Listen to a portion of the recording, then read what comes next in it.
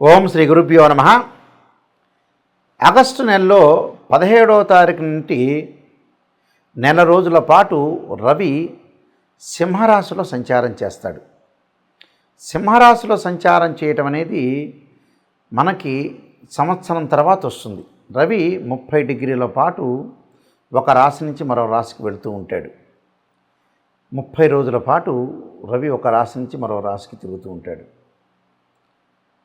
రవి పితృకారకుడు, ఆత్మకారకుడు, ఉద్యోగకారకుడు, ఆరోగ్య ప్రదాత. Health is wealth అన్నారు, హెల్త్ ఈజ్ గ్రేట్ లక్ అన్నాడు. ఆరోగ్యాన్ని ఇచ్చేవాడే సూర్యభగవానుడు. సూర్యభగవానుడు ప్రత్యక్ష దైవం అంటారు మనం. రవిగ్రహము సంవత్సరం తర్వాత తన సొంత రాశిలోకి వస్తున్నాడు. ఎప్పటి నుంచి? ఆగస్టు 17వ తారీఖు నుంచి నెల రోజుల పాటు తన సొంత రాశిలో ఉంటాడు. ఇవి గోచారీత్యా చెప్పబడే ఫలితాలు. సహజంగా ఏమిటంటే తను ఉన్న రాశి నుంచి 3, 6, 10, 11 స్థానాల్లో సూర్యగ్రహం మంచి చేస్తాడని అర్థం.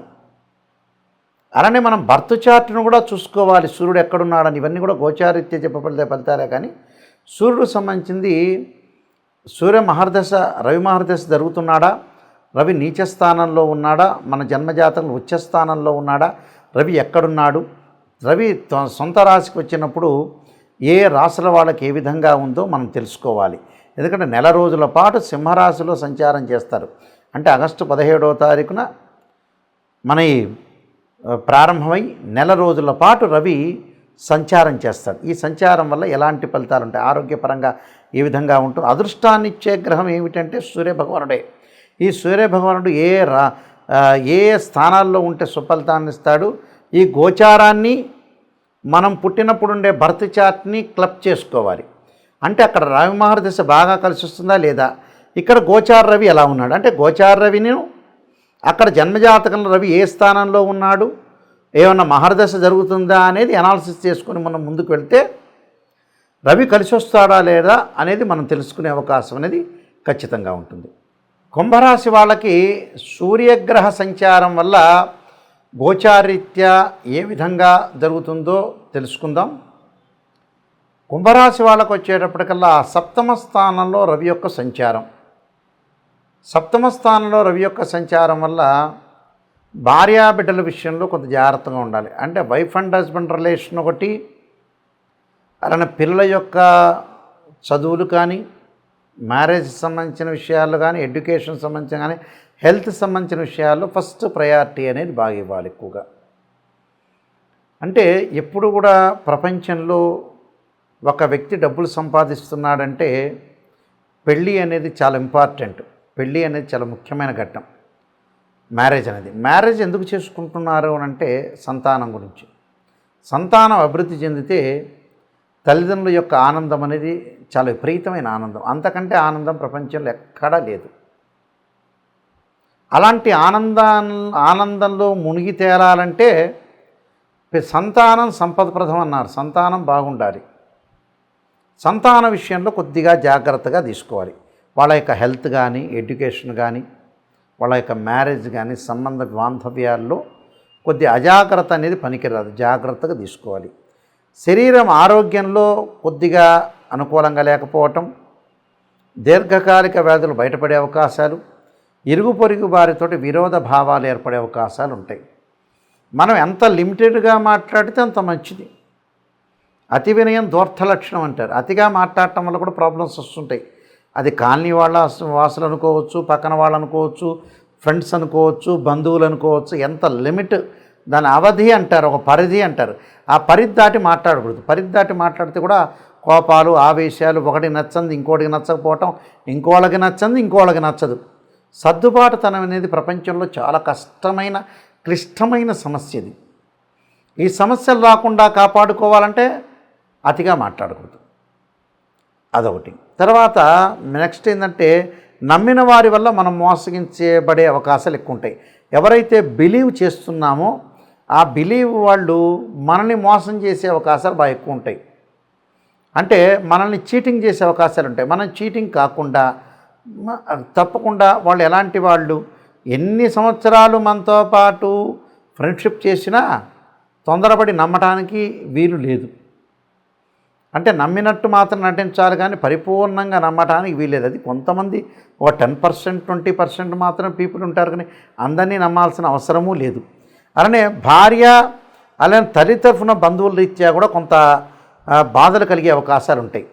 అంటే ఒక వ్యక్తికి భార్య తరఫున కానీ భార్యకి భర్త తరఫున బంధువుల వల్ల కానీ గొడవలు జరిగే అవకాశాలు ఉంటాయి. అంటే అత్తగారు కానీ మామగారు, ఇటు అత్తగారు కానీ ఇటు మామగారు కానీ ఇటు బావమరిది కానీ వదిన కానీ మరదళ్ళు కానీ ఇలాంటి సంబంధాల్లో దగ్గరగా ఉండే ఒక రిలేషన్ ఉంటుంది.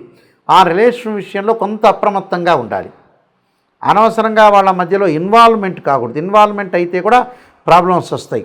అలానే పనికిమాలిన ప్రయాణాలు, అనవసరమైన ప్రయాణాలు, ఆ అనవసరమైన ప్రయాణాల్లో కూడా విసిగి చెందటం, నూతన ప్రయత్నాలు చేయలేకపోవటం, నూతన ప్రయత్నాలు చేయకపోవటమే మంచిది. ఇక్కడ ఏ నూతన వ్యాపారం కానీ నూతన ఉద్యోగం కానీ చేయకపోవటం మంచిది. ఒకవేళ నూతన ఉద్యోగం ప్రయత్నం చేసినా విఫలమయ్యే అవకాశాలు ఖచ్చితంగా ఉంటాయి. ఆరోగ్యాన్ని బహుజాగ్రత్తగా గుర్తుపెట్టుకోవాలి. భార్యాభర్తల మధ్యలో సంబంధ బాంధవ్యం బాగా పెంచుకోవాలి. బంధుమిత్రులతో సహనంగా ప్రవర్తన చేయాలి. అలానే ఎవరిని నమ్మకూడదు. నమ్మినట్టు మోసించే అవకాశాలు ఎక్కువ ఉంటాయి. ఇరుగు పొరుగు వారితో కూడా కొంత జాగ్రత్తగా ఉండాలి.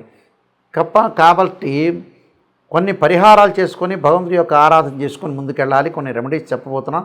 ఆ రెమెడీస్ మీరు పాటించండి. ఇక్కడ చాలామంది కూడా బర్త్ చార్ట్లో కానీ గోచారీత్యా కానీ మాకు రవి కలిసి రావట్లేదు, రవి మహర్దశ కలిసి రావట్లేదు అని అనుకుంటుంటారు. రవి ఎలాగా ఎందుకని మనకి అంటే రవి నీచ స్థానంలో ఉన్న రవికి ఏదైతే స్వక్షేత్రం ఉంది, స్వక్షేత్రం సింహరాశి, రవికి ఉచ్చస్థానం మేషరాశి, దాని ఎదురుగా ఉండే సప్తమం నీచస్థానం అంటాం. అంటే తులారాశి నీచస్థానం. ఈ రవి ఎక్కడున్నాడు, మనకి జన్మజాతకంలో రవి ఏ స్థానంలో ఉన్నాడు? గోచారం అనేది ఎప్పుడూ కూడా 20% మాత్రమే సపోర్ట్ చేస్తుంది. బర్త్ చార్ట్కి 80 మార్కులు పడితే గోచారానికి ఎప్పుడు కూడా 20% మార్కులే పడుతుంటాయి. పదే నేను ప్రతి ఛానల్లో చెప్తూ ఉంటా. గోచారం అనేది ఏమిటి అంటే వాస్తవంగా ఏమిటంటే మనం ఎంత కృషి చేసినా కూడా ఆవగింజంత అదృష్టం ఉండాలంటారు. ఆ అదృష్టమే గోచారం. కృషి అంటే ఏమిటంటే జన్మజాతకం, బర్త్ చార్ట్లో ఆ లగ్నం నుంచి రవి ఏ స్థానంలో ఉన్నాడు, రవి యోగకారకుడా కాదా, రవి మార్గదశ బాగా కలిసి వస్తుందా లేదా అనేది మనం చూడాలి.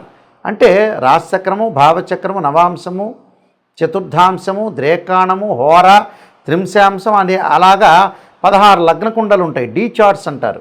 అలానే దశలు, అంతర్దశలు చాలామంది కూడా ఇవన్నీ కూడా అనాలిసిస్ చేయకుండా ఏదో చెబుతుంటారు, మామూలుగా చెబుతుంటారు. అలా కుదరదు. ఎప్పుడు కూడా జాతకాన్ని పరిపూర్ణంగా కంప్లీట్గా అనాలిసిస్ చేసే జాతకాన్ని చెప్పాలి.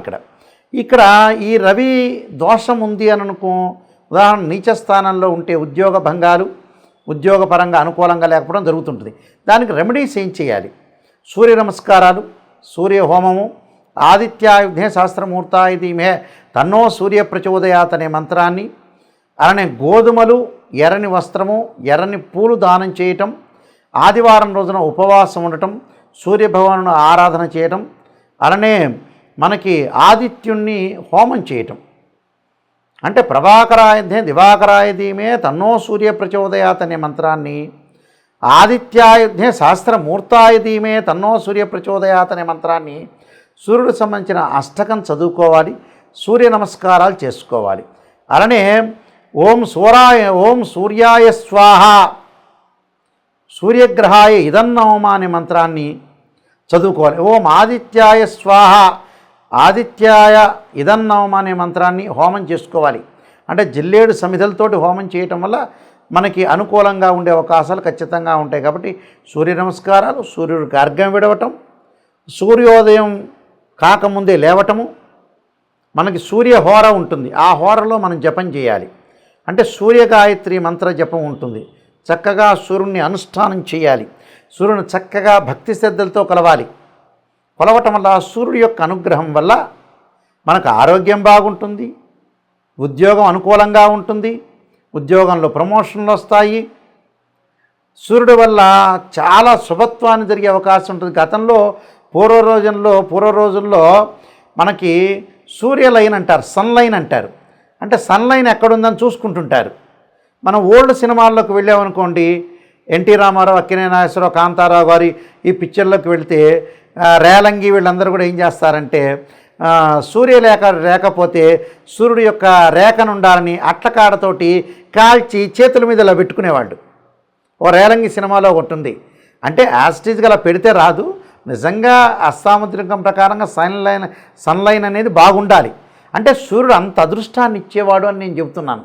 అందువల్ల ఆ సూర్యుడు అదృష్ట యోగాన్ని, రాజయోగ కారకత్వాన్ని ఇచ్చేవాడు సూర్యుడు. కాబట్టి ఖచ్చితంగా సూర్యుడు ఇక్కడ అనుకూలంగా ఉండాలి.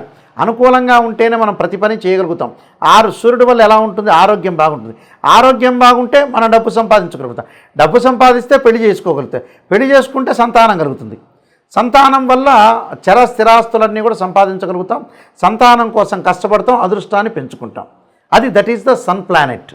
అందువల్ల ఖచ్చితంగా సూర్యుడు ఎలా ఉన్నాడో మనం చూసుకోండి. మీ అందరికీ కూడా సూర్యగ్రహం అనుకూలత ఉండాలని ఆశిస్తూ సర్వే జనా సుఖినో భవంతు.